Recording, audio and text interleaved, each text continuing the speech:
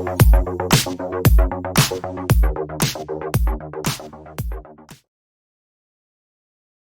to invite you to think back on your favorite moments in sports. If you're lucky enough to be a fan of a team that's ascended to the summit and stood as champions, think back on those championship moments. What's your favorite team? What are your favorite moments from that favorite team? Cubs finally winning the World Series. Many World Series titles for the Yankees. Maybe you're a Lakers fan. Maybe you're a Pistons fan. Maybe you're a Bulls fan. Remember those championship moments. For me, my greatest moments as a baseball fan, 2010, 2012, 2014, Giants win the World Series. Hashtag even years. In football, 81, the catch, January 10th, 1982, Niners beat the Cowboys 28-27. Super Bowl 16 in Pontiac, 26-21. Super Bowl 19 at the farm in Palo Alto, pummeling the Dolphins 38-16. 20-16 after the 88 season, the Niners beat the Bengals again. The following year, 55-10 in New Orleans, they curb stomp the Broncos. 94 do the same thing to the Chargers. But more than just the games themselves, what I really remember are the people I watch those games with, people I share those memories with. None greater than my family, none greater than my brother. I remember us down at the Maskets after Seth's bar mitzvah when Dwight Clark made the catch. I remember being across the street at the Conroys when the Niners first won the Super Bowl. I remember the crazy 1984 season where our father took a bed sheet, 400 count, and stretched it across the front of the house, decorated with Go 49ers on it. All along, I was with the Sharks. So many of those memories with my brother. So who were you with for your greatest moments in sports? Because it's who we share those moments with that really makes them complete.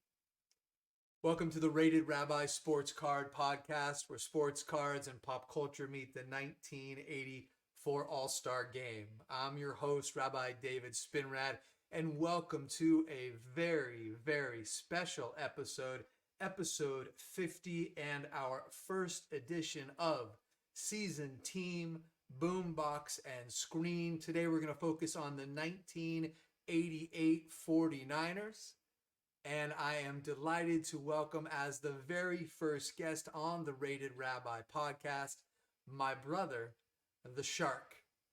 Welcome, Sharky. Tell us, why do you want to talk today about the 1988 49ers? All right. Excuse me. First of all, thank you for having me, my dear.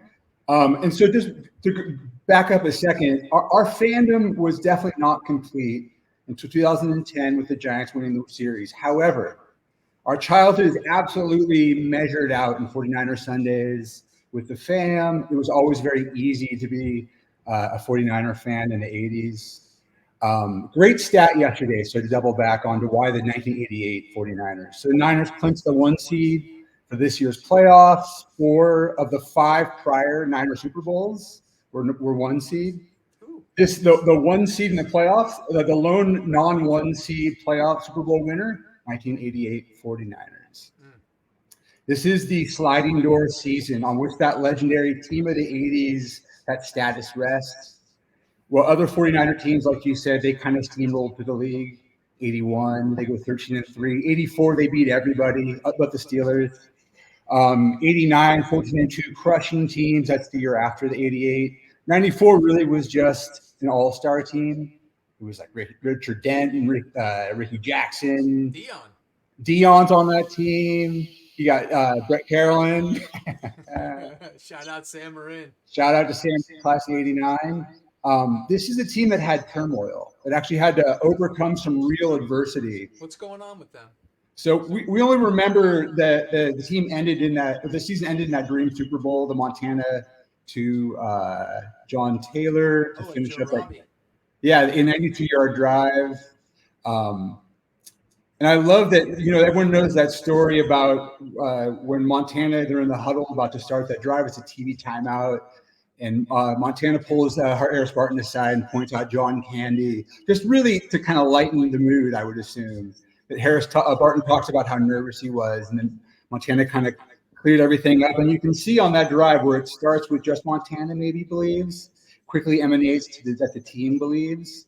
Very quickly that the offense believes, then to the team. You see it on the sidelines. You see it in the crowd. You see inch by inch that more and more people are in watching the magic happen through the end of that '88 season.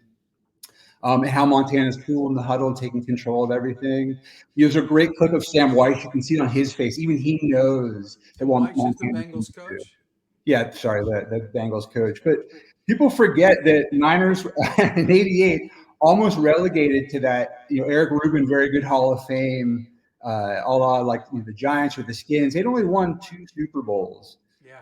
This is a season coming off the prior season where they lose to the Vikings in that first round of the playoffs. You remember in '87, Niners is their number 1 offense and number 1 defense. Yeah. Rice goes for 23 touchdowns that year, right? Correct. In 12 games, which we always forget with Moss taking that record. I think it's 22 and 12. Moss broke it with 23. One's a rushing touchdown. Oh, correct. So the receiving record.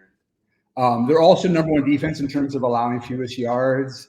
13 and 2, and this is what is arguably the Niners' best team, that '87 team. Similar to, I think it's one of the Steeler teams that doesn't win it. I think the '76 team, where they all point to that being the best team that kind of never did. So within that context, they're coming into the '88 season, and they experienced some real strife. I also love that after the '87 season, just for context, Walsh gets stripped of the presidency. And so he's just the head coach. Essentially, it's a public humiliation for his team having come up short. And then at the end of the '88 season, of course, we know that Walsh mic drops, crumbling into his son's arms after Musburger asks if this is his last game. This is a proud man at the pinnacle who walks away on top. Yeah.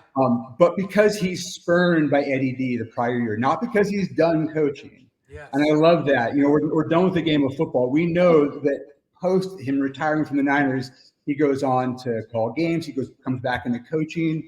But we also know in Harry Edwards' eulogy of Walsh that he spends the rest of his days lamenting the fact that he left early. That maybe they might have won a few more titles. He has regrets for the things he hadn't done. If he hadn't stayed and competed. But even in just the victory and the legacy, there's that rich tragedy. The hero felled by his own wounded pride. So you have that element coming into play with this team. But Walsh, he'd orchestrated that last masterpiece.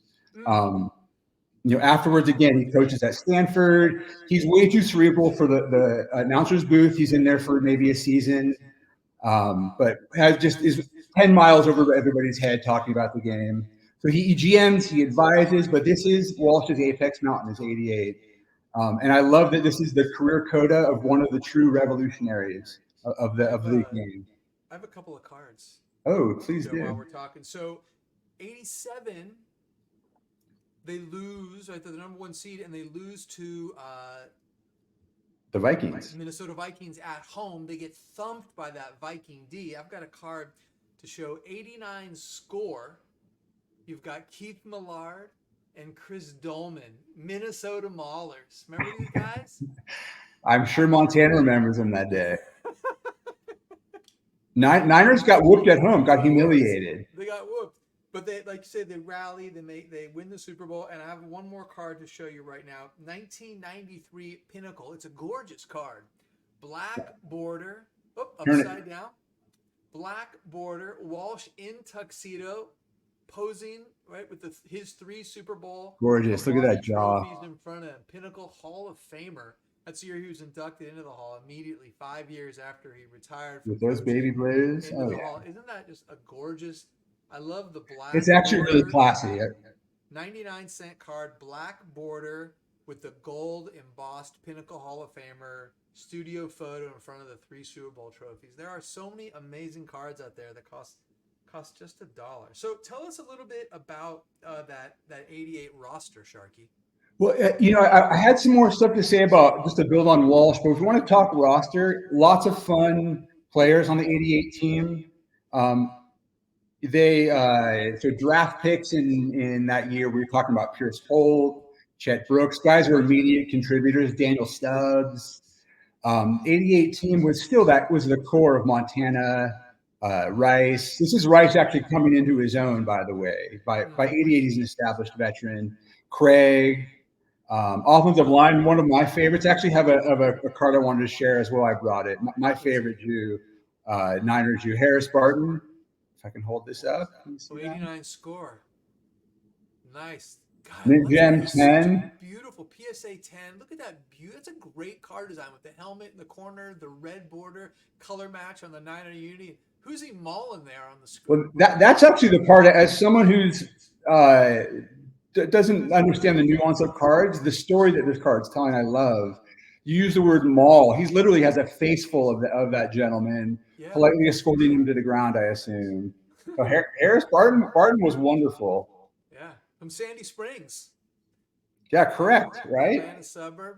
Yeah, grew up in an Orthodox home, went to Jewish day school.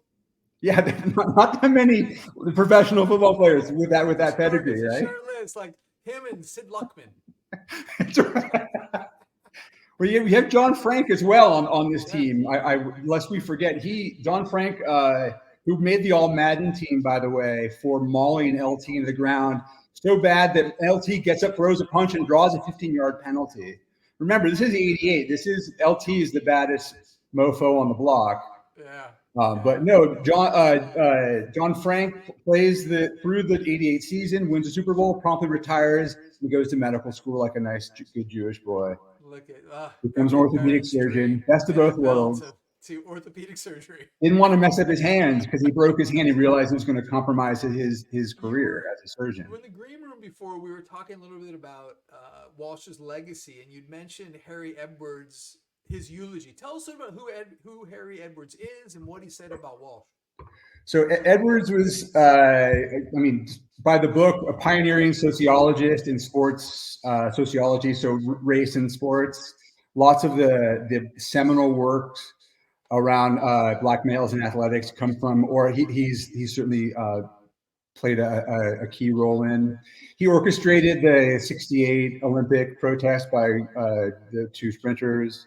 But what was interesting to me, I find him a compelling character. Walsh sees a need in a predominantly Black league to create programs that support players, not just Black players, but all players beyond the field themselves. And so we think of Walsh as, the revolutionary between the lines, X's and O's, scripting plays, route trees, short intermediate passing games. I mean, you go through Walsh's coaching tree; it's a veritable who's who.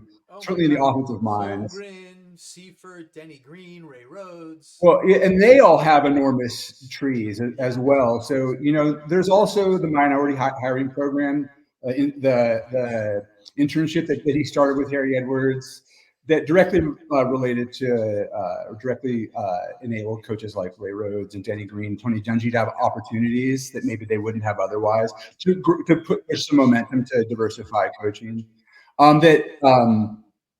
Also more about that holistic approach to NFL players. First, drug counseling programs, financial classes, college degree completion and work placement, things that first of all, Edwards had tried to implement in the community in Oakland, but they kind of had run into whatever red tape and roadblocks. But also seeing the holistic need of players beyond just the field themselves. And so, when you think about genius as just being an apt nickname for someone that's thinking about the entire game, the holistic league itself, Even the parts that weren't necessarily evident to the fans. Mm. That legend pervades every single team and across the league, whether they realize it or not. Whether it's coaching, but also with players, and creating a culture that supports more than just X's and O's. Nice. So the '88 Niners, like you said before, they're not quite the dynasty. They've won in '81 and '84, but you've also got the Raiders win two in the decade, '80 '83. Um, there's the Bears, right? '85. You got the Giants win '86. The Redskins win the strike year '82, and then they win 82, in '87, correct. right? So they're sort of vying for interesting. Like it really is the sliding doors. So Walsh was always a great drafter, right? There's the iconic that's the '85 draft when he gets Rice. 86. '86 draft, sorry, '86 draft when he drafts Rice. But his '88 draft is also incredible. You kind of referenced it earlier. He ends up in that draft. They have no first round pick, but he drafts four players who become defensive starters, plus their future punter Barry Helton, who's a punter for the two Super Bowl teams.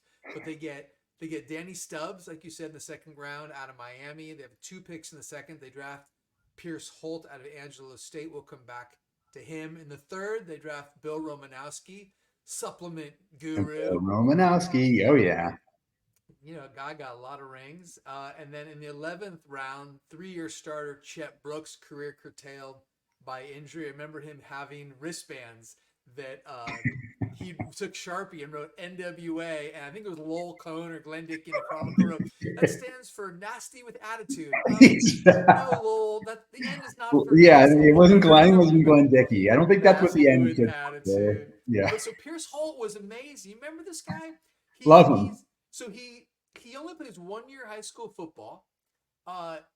Football in high school, he weighs 180 pounds. Comes out of high school, gets married right out of high school. Sure. Works odd jobs. He's in the rodeo. He arm wrestles professionally.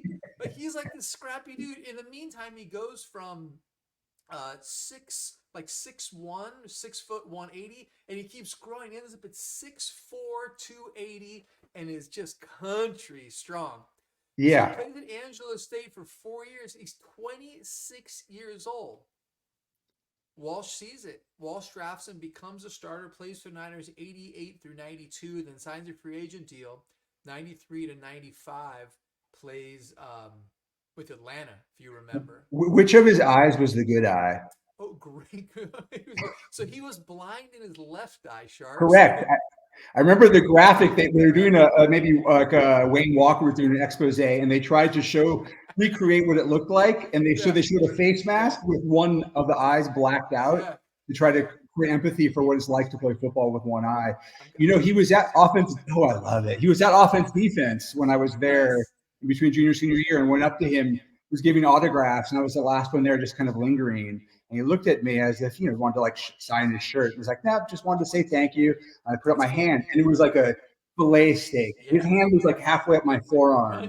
Hey, man. I remember him being rather handsome as well. Very handsome. I've holding up a 90 Fleer. Peak I love football it. junk wax. Just a beefcake. It's a beautiful design, though. Yeah. Pierce Holt 90 Fleer on the screen. I like that one. Scrumptious. 88 sliding doors. Is there a in the year of sliding doors for the dynasty, is there a pivotal moment that you want to remember? Yeah, so this is a team that falls to 6-5. Oof. I don't know if people remember that. So I'll take you back week 11, November 13th, 1988, which is my 15th birthday. Dad had got us tickets to Niners Raiders at Candlestick Park as a birthday present. Nice. we had beaten Drake High the day before to end the perfect season, 9-0. Right? That's JV? JV football, yeah. Coach Morgan and Coach Muster. That was the second time we'd beaten Drake that year. We played them for fun and like a mutual bye earlier in the week, earlier in the season. And so in classic Novato style, like pushed him around, beat him up pretty good. And then during handshake good game, probably started a fist fight with the team, have like a bench clearing brawl to end the season. which was otherwise a perfect season ending in like perfectly classless style. Big Starting glass in the Q5. bottom. What fun. Yeah. Well, I'm sure we're 3 deep at the bar already, though. It's also, we talked about this a little bit. It's also the only team I played on that ever like won anything. You know, that we were perfect. And remember the days leading up to that final game where Coach Muster, rest in peace, who I realized, he seemed like such a man who probably was like 23 at the time. Saying, hey, very seldom in your life do you get to be perfect, and you all have that chance to be perfect. And how, I'm at 50, I realize how true that is. Love to go back, shake his hand, and say, goodness gracious, you're right. He was actually a really good man. There's nothing I don't think has ever been that clear or that like precise. The fact that got cut and dry, Kurt Muster, the younger brother of perhaps Sam Water Morril. legend. We've had a few guys play in the NFL, but probably the most famous was his older brother, Brad Muster. Brad Muster, starter at Stanford. He's 1986. He's an All-American. Ends up being drafted number 23 overall, first round by Chicago. 1988 draft. Just misses Peyton with sweetness. Walter Payton actually retires after the 87 season, and Brad Muster, his first round pick in 88. That's when he was a fullback, but they also used to run the ball. And his backfield teammate is Neil Anderson. Oh, he's that close to playing with Peyton, which would have been so cool. But has a pretty good NFL career. Played, I think, from 88 to maybe like 93 with the Bears, and then plays a couple years with the Saints, and walks away. I want to show a couple things since we went from Kurt Muster to Brad Muster, kind of a forgotten guy, but not by me. Got his 89 Pro Set. Love this iconic. I remember that. Look at that neck brace. I know. Oh man, Brad Muster. And then I want to show you something else that's amazing. I did a little Muster dive. Remember when mom and dad used to get Playboy? Guilt by association. You guys growing up as kids and your parents subscribed to Playboy. It's like they're bringing it to us. I love it. Wait, do you as a teenage boy remember your parents getting Playboy? Yeah, I do remember that. Of course. And actually, I read it cover to cover. Yeah, well, just for the articles. And then back again. So I want to show you. Remember these? I brought a little special surprise. They used to run these Playboy All-American. Ooh, I totally do. Shoots, right? So here's the 87 Playboy All-American team photo shoot, right? 1987 Playboy. There's Brad Muster right by the center where the staple is. See number 25 again with the neck roll. Couple other guys next to him, Barry Switzer, right from Oklahoma, bootlegger's boy. Up above him, that's Keith Jackson, not rumbling, stumbling. No, the tight end, right? Tight end, real good from Oklahoma, played for the Eagles. On the other side is Betty Blades, number 36, University of Miami. Wow. A couple more guys I want to lift up. Most importantly, on the top is Ken Norton Jr. from 41. I see him. UCLA, of course. And look at the really one I want you to really see. Who's just below Norton? Who is that number 2? Florida State. Is that Deion? That's Deion Sanders, of course. All-American. Isn't that awesome? Dude, legend. The cornerback on the All-NFL team forever. See, I go into the corners to bring out the tidbits so you don't have to. I want to know more about number 12 in the corner there. Is he a punter? No, that is from Florida. That is Kerwin Bell. Quarterback Kerwin Bell. Legend, huh? Legendary. All right. So what are we talking? We're talking 88 Niners. Then we somehow, because we were talking Brad Muster, back to Kurt Muster, your JV team. You're a sophomore in high school. It's your birthday, November 13th, 1988. Dad takes you. He never did that for me. No, well, listen, when you went away to college, 3 of the best years of my life, for sure. We can get into that. But, it would just come home and there'd be like money on the counter and a note saying we were in, fill in the blank, and they'd just be gone. They left us alone for the weekend, and we were quite young. Yeah, so he was buying football tickets. Maybe he was feeling spendy. Maybe he wasn't working Barkey yet. I don't know. So anyway, we got tickets. Where were your tickets? Where were the seats? Nosebleeds, but it didn't matter. It was fun to be at the game, or fun to be going to the game. Final score: Raiders 9, Niners 3. In the absolute pouring rain, biblical proportions. We get out of the car, we have to run to the stadium because we're soaked from the rain. Niners in that game get jeered out of the stadium. It was probably like 60% Raider fans. They're in LA still at the time. The Raiders have 3 Heisman Trophy winners in their offense, right? It's Tim Brown, Bo Jackson, Marcus Allen. For further context, the Niners lose that game to fall 6-5. That prior week, they had blown a 23-0 lead to the Cardinals, ended up losing, I think, 24-23. I remember I So was in college. It was the first year the Cardinals moved from St. Louis to Arizona to Phoenix. So they're back-to-back ugly losses. They're mired in a quarterback controversy, right? That season, that Young's 49, that famous 49-yard run, that's against the Vikings a couple weeks prior to win the game. And again, they lose to the Raiders. They fall to 6-5. They're in 3rd place in the NFC West. This really is a team teetering on the edge. And there really is no more room for error following through for the rest of the season. So following that loss, so I did a little bit of a deep dive, just trying to unpack a little bit, see what I could find. They call Ronnie Lott, who still to this day is the scariest man I think I might have ever been around. One of them anyway. All business, not to be trifled with. He calls a players only meeting, and Harris Barton had called it the screw the coaches meeting, and said it actually worked to refocus the players that season. Right, these kinds of meetings are typically, I think the ship's already sailed. They usually don't work, but this one did, and the Niners go on that 4-game tear to go 10-5, and they lose the last game, so that the Giants end up knocking into the. That's right. Phil Simms was told the Niners lay down like dogs. Like rough, Phil. Game, yeah, Phil. Right. Rough, Phil. Gin, Phil.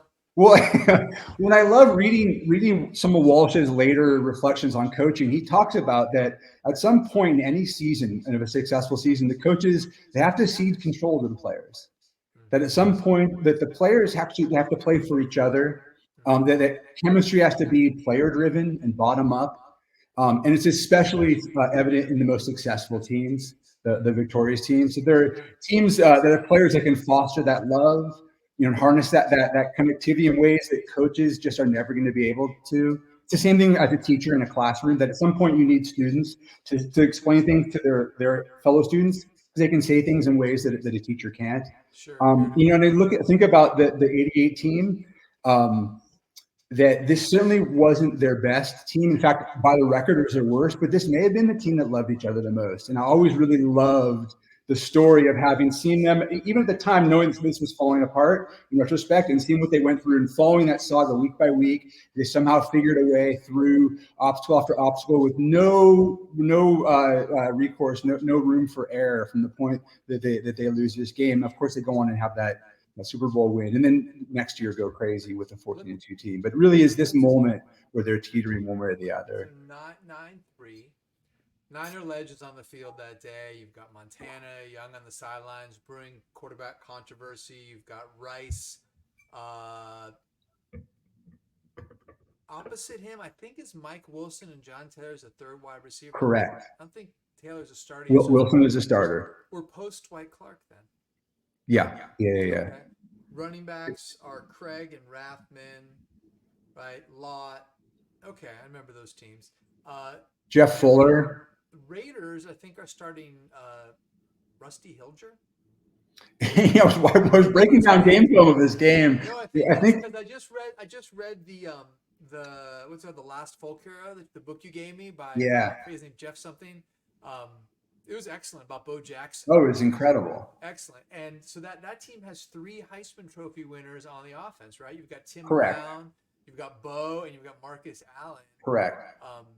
And it seems like Allen, and everything I read, was like a super mensch, put the team first. That Bo was actually much less likable. Yeah, no. It's menchy, and Al Davis kind of screws over Marcus. Correct. And you can see, I was watching film, like Allen still has it. He's still great in creases, like one of the great short yardage running backs of all time. He's a blocker for Bo.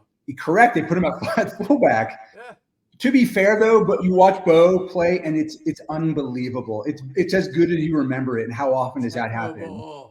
It's as good as you remember. Watching him run, just the way how fast he can get to an edge, it's unbelievable because he's as big as the linebackers. Yeah. Maybe even bigger, but faster than him. Yeah. So I mean, Bo is a one of one. You're right, though. It's so weird because in that book, you get a feel for the fact he didn't really work for it. No. Just could show up and ball out. To show up and ball out, everyone's dream. Yeah. I think the real hero of the game are the kickers. Score all the points, Sure. right? I mean, I guess hero is a relative It's term. Mike Kofer or post Ray Wershing. And for the Raiders, it is Chris Barr. Yeah. If you go on the Pro Football, what's that site that gives you all the stats? There's one for baseball, basketball, football. Like reference? Yeah, Pro Football Reference. Yeah. Chris Barr's official nickname is Much Maligned. Much maligned Chris Barr. He comes up with 3 field goals in the game, though. Actually, he has a great career. He kicks from 76 to 89. Right? Remember, he has a younger brother, Matt Barr, from Pennsylvania. Both of them go to Penn State. Both of them start in soccer and football as kickers for the Nittany Lions. Chris Barr plays from 76 to 89, wins a pair of Super Bowls. He was Super Bowl 15 against Philly. And then, what was it? A few years later against the Redskins, the 83 83. Season. Yeah. And then That's the Marcus Allen run. Yeah. Brother Matt kicks from exactly. Oh, that's such a great run. Turns, reverses. Matt Barr kicked the winning field goal in the 90, the NFC Championship game. Niners were going to three-peat. Exactly. And then the Eric Howard head whip into the ball. Craig fumbles. Yeah. Matt Barr kicks from 79 to 95, wins a pair of Super Bowls. He's the kicker for the Steelers when they beat the Rams, Super Bowl 14. And then he's also the kicker against the Giants with Scott Norwood. Was it wide Correct. right? He's the kicker for the other team. Oof. Most for Pittsburgh, Cleveland. Interesting, though, Matt Barr has a little cup of coffee. 1981, Ray Wershing has a hip injury.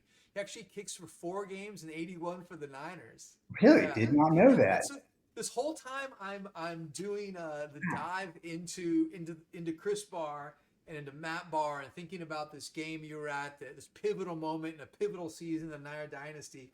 I'm thinking about these 2 brothers who are kickers, and I'm thinking about I think it's a dream or a fantasy that you and I have held for a long time. The dream that we come from a long line of stuntmen. Like our father was a stuntman. Our grandfather was a stuntman. Was our mom a stuntman? No, she did makeup. But that you and I, like we always knew from a young age, what do you do? We're going to be stuntmen, just like our dad. Yeah, just like that. Dream that we couldn't be. Well, I'm pretty sure Mom ran a brothel. It's good. It's a cash business. Yeah. Hours. Yeah. So what's amazing is I bought it because I wanted to show it today. It is 1982 Topps Football Brothers, right? Matt Barr and Chris Barr. I love this car, man. That could have been us, professional. Yeah. Dave and Mark Spinrad, professional stuff. I love the hair on Chris, the page boy, like the Peggy Fleming hair. Oh my God. Too much fun. All right. So this special episode is called Season Team Boombox Screen. Season, the team, obviously 1988 San Francisco 49ers. Boombox and screen, a nod to pop culture. Boombox, something we would have heard through our boomboxes. Something new on tape, something seminal that changed our lives. Screen, something we would have seen in a commercial, on TV, or in a movie. 88, broadly speaking, is a pretty good year for pop culture and culture in general. There's the 88 election, right? Bush to Elder versus Dukakis. You've got the continuation of perestroika, glasnost, the fall of communism's on the way. The wall is going to crumble a year later. Summer Games in Seoul, South Korea. It's the first time CDs outsell vinyl, 1988. In sports, it opens with the Skins beating the Broncos in the Super Bowl. About halfway through the year, Lakers beat the Pistons. Bad Boys still a year away from their back-to-back titles. And then in October, we had that great 88 World Series where the Dodgers beat the A's.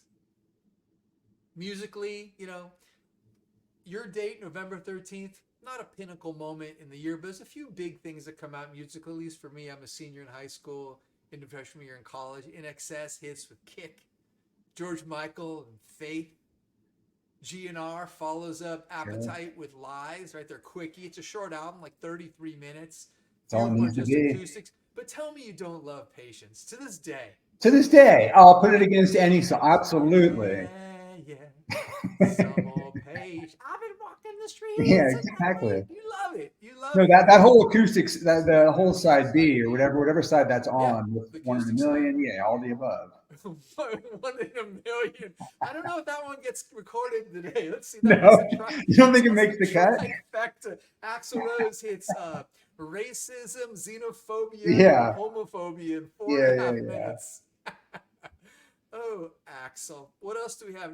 What a silly 1988. goose. No, Another trend. Let me show you this one. oh, I know you had oh, these goodness babies. gracious. There's no Acid past wash tense. jeans. I had a matching jacket as well. Acid wash jeans and jacket. Oh man, from Mervin's. That was like the velour of the late '80s in the Spinard household. You know what else is a late 80s into early 90s things? Men with earrings. Sure, How sure. many earrings did you have? I had one twice. Were you both ears? Re-pierced? Yeah, I put yeah this one and Left then ear. this one again. Left ear, I remember. Left ear only. Yeah. Yeah, yeah, just this ear. No, I came back from. I must have been from sophomore in high school. Had an earring. Yeah. I got mine I was began in college. Let me ask you a question about men and earrings. Who wore the dangling earring better? LT Lawrence Taylor or Barry Bonds? You know, it's all context. With LT, I believe it. He did it LT first. is a genuinely a scary, like an intimidating person. Yeah. In the same way with like Mike Tyson, like there's some pieces of him that are frightening. With Bonds, Bonds felt a little more contrived. Hmm. I Interesting. don't mean that as a critique, but he Bonds didn't grow. Bonds grew up comfortable. You He know, like did. San Mateo went to yeah, Sarasota, right? Yeah. yeah. His dad was a legend. I'm not saying he didn't face adversity and etc., but like, and I would argue Bonds is the greatest athlete we've ever seen. It's Oh the yes. digression, but LT for sure. I believe it. LT could do anything. I think he could have fungus on his shower shoes, and they'd think he was eccentric. Nice. Speaking of 88 is when Bull Durham comes out. Indeed, It's a good year for movies. Bull Durham, not bad. Colors, right? Robert Duvall, Sean Penn. I'm a Sure. homegirl, Pac-Man. Is Die Hard an action adventure movie or is it a Christmas movie? Don't even start with me. It's a movie that happens to have Christmas happening. It could happen any time of the year. Right. It's a summer blockbuster. I'm with you. Would Correct. you No, watch it in December? I would watch it year round, and that you can watch it year round suggests it's not a Christmas movie. Is Lethal Weapon a Christmas movie? You know, I think it's like definitions of what a Christmas movie is. If it's integral to the plot, it's a Christmas movie. The Yeah. Santa Claus doesn't work without Christmas. True. But True. that there happens to be at a Christmas party, you could have a New Year's party, and it would still What's work. the name of the bad guy? He's a great bad guy. Oh, he's the great bad guy. Han something. Yeah, we should have this on the tip of our tongue. He's like Got it. he's the ultimate bad guy. Yeah. Hans. Not Somebody Hans Zimmer. Hans and Franz. Zimmer. Drop a quote. Drop a comment, please. Help us with who the bad guy is in Die Hard. Oh man, I'll send you a Raider Rabbi sticker with Hans Gruber. Huh? Hans Gruber. Hans Gruber. You googled that though. Yeah, I had to, of course. What else do we have? 1980. Oh, you know what? 1988 is the birth of the Nike ad campaign. Just do it.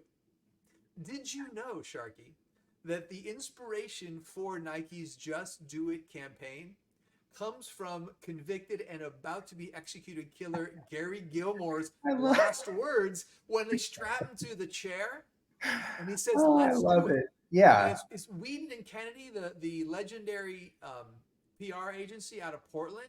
Love and it. Whedon actually had a list, and Just Do It was inspired by Gary Gilmore's last words, "Let's do it."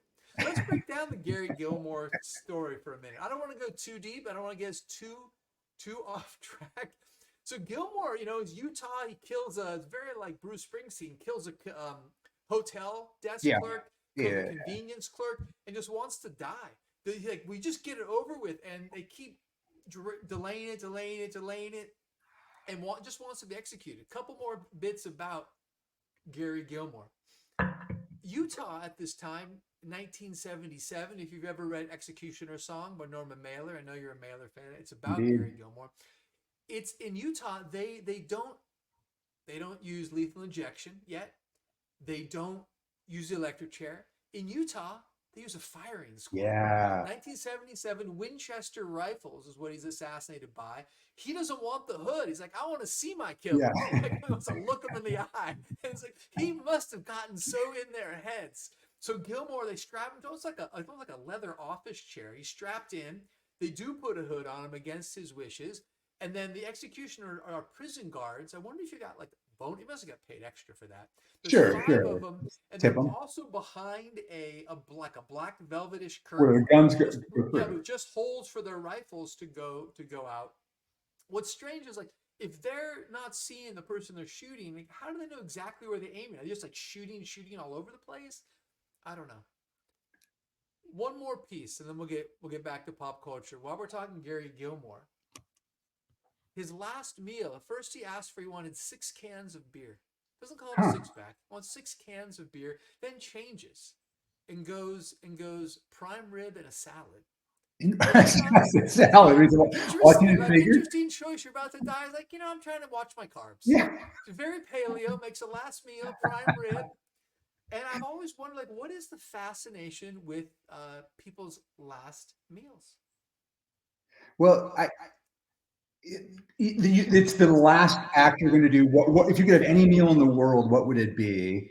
The one last flavor. I would 2 things that come up. It's the interest in what choice you would make. I think we all put ourselves in that. I know what my last meal is. What is it? Well, there's also a but it's a hint of civility as well. Hey, we're about to kill you.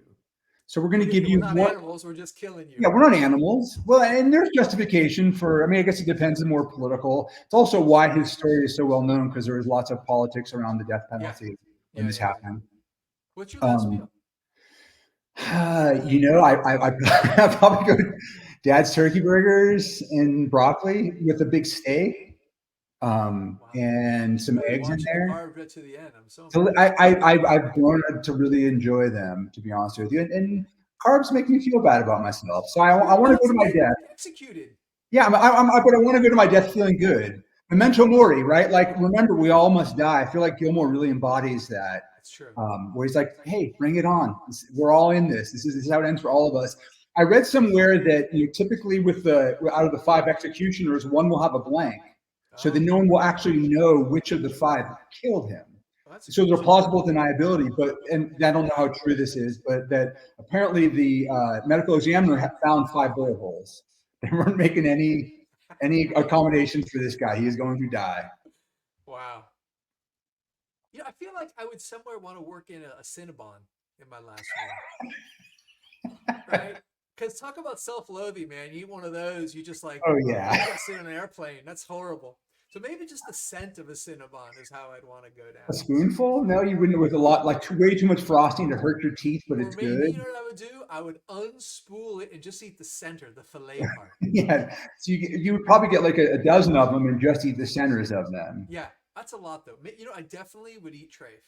I definitely would go like bacon cheeseburger. Bacon. I definitely would go baby back ribs. Yeah, Chili's, baby pepperoni pizza. Oh, interesting. Anyway, talking pizza, I know you've got a little pop culture reference to share with us. No, it worked out really well. Yeah. I was thinking about that particular time in the latter 80s. Was, from my research and my memory, a bit of a cultural wasteland. That late era Reagan, Reaganomics.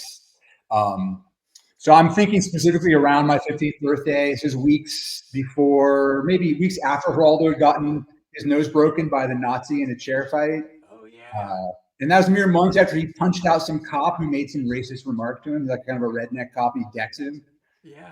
Geraldo's a wild, wild man. But I feel like those are emblematic of the types of pop culture like what was on the front burner. You have like Wild Wild West and Bad Medicine and Kokomo dueling for number one around that time. Kokomo, Beach Boys, late hit. Yeah, you have John Gruden, Need Child's Play. This is a top movie. And these are the days where I would really I talk about feeling free. These were also, I come home, there's money on the counter. It was calling up Domino's, right? They ordering Domino's. I mean, these are big eating days. I mean, I'm a sophomore in high school playing football. I had ordered Domino's so many times in that season or that month that they had sent me like the equivalent of like frequent flyer miles to encourage me to keep ordering more pizza. Yeah. But it's just prime eating, and also prime, in terms of pop culture, just prime Noid, avoid the Noid era, which we were talking about a while back. That my Stephen A. hot take about all of this was this is really prime claymation animation. You go through the list of animated greats. You have a whole era of claymators spawned in the late '80s. You have, freaking. Oh, yeah, you got the California Raisins, man. They were so go good. back. They made a cartoon. Yeah. They had a number one hit, or like whatever. Like it charted as a result. It recharted Marvin Gaye's song. You have the Chevron cars, Rice-A-Roni, Right. Mac the Knife. Go look around and see how prevalent claymation was the call of the day. None more so than the Noid, at least in my memory. Have you talked about him? Have you talked about him? I've never talked about the Noid. Let's hear about it. Yeah, I think about like that one. The ads definitely worked on me. You could be eating within a phone call. You'd be eating within 30 minutes. Just like annoyed. He was like this obnoxious character that would like, kind of a creepy. I don't know. It was like man child wearing like a pajamas with a little like antenna. And he kind of come in like, and you like F up your pizza.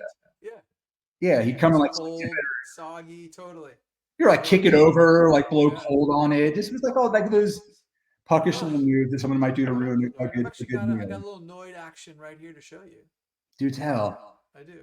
This is a this is a 1988 pizza buck that was given out at Tiger Stadium baseball card. Right, of the Noid, it says, avoid the Noid, call Domino's Pizza. And there it is, just what you're saying, he's holding a baseball bat up above the pizza. You're going to smash your za. Yeah, right? Huge. Coupon expired October 20th, 1988. Good for $1 off at Tiger Stadium only. Oh. Kind of a cool little... Do you think they'd still accept it? Probably not. It's been 35 years. Didn't he Noid actually sell it to the guy who owns Little Caesars? That was kind of weird, I remember. No, they milked that character. There was like video games and probably I don't know if it had TV shows, but like there were I know there were toys. I had like little action figures and things like that. Little avoid the Noid. You could fight with my former Smurfs. You were a Smurf collector, and they all long time, right? Yeah, sure. So I remember you had those Noid action figures, little characters. Open up. I sent you a little package. You got it handy? Got a pair of scissors. Let's see it. All right. A little mail day for you, Sharky.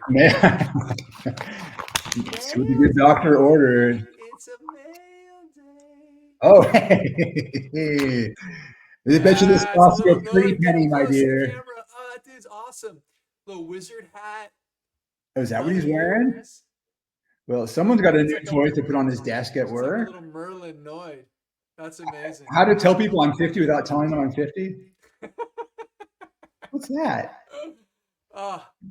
Sharky, so good to have you. First episode ever of Season Team Boombox Screen. My very first guest. I went back and forth on this for a long time. I'm kind of like the Clubber Lang of 1984 nostalgia podcasters. I train alone, I win the title alone. I protect pain. So I was, a little ambivalent and more a little reticent. It took me over 6 months to finally welcome a guest, and I figured, who better and who better trust more than if not me, then who? What did we do today? We started by remembering, it's not just the titles themselves, but it's who you share those memories with. Did a dive into the 88 49ers, the genius of Bill Walsh, a man clearly ahead of his time. touch on some of the players that made those teams so special. Not just the Rice and the Montana, but guys like Harris Barton and Pierce Holt. Talked about you being a JV champion, one opportunity in your life to be perfect, and you Perfect. grabbed that brass ring. Your coach, Kurt Muster, younger brother of Brad Muster, remembered our parents' subscription to Playboy magazine. Thank you, Mom. Thank you, Dad. Fantasized about being brothers who were legendary stuntmen brothers from a long line of stuntmen, really in the context of remembering the Barr brothers, kickers for a long time. And I would have settled for punter and long snapper, to be honest with you. That actually, would be that would be cool. cool. A lot Yeah, of it's a career nice tandem. longevity in those. Like That would the be Turk brothers. Talked pop culture, acid wash jeans, claymation, the apex moments in claymation, California raisins, and the Noid. Super, super fun, Sharky. Thank you so much for joining. I'll have you on again. We'll chop it up another way. I want to wish you and your beautiful family a happy, healthy new year. Thank you. I absolute ball. This Of course. is my pleasure. I'm a huge fan of the podcast. Full disclosure, this gets bumped to the top of the list Nice. every time it comes out. Just Nice. really love the passion that you bring, the interest. You can talk about things I have no interest in, and I'll find them riveting. So thank you for and keep doing this. That's my It's specialty. I'm definitely like I'm your population. I'm who you're appealing to for sure. It was fun talking Niners. Might have been a little scattered, but just it's really interesting to pull that season out and look at it in more greater depth. You see greatness in all of its many shapes. You know, it wasn't pretty. It was actually quite ugly. But this is definitely one of the keynote cornerstone pieces of that dynasty, which is of our childhood, basically. Thank you. All right, love you, buddy. That was a lot of fun. I love you too. Until we see each other again, may you be blessed and may you ever enjoy health and long life. So long for now.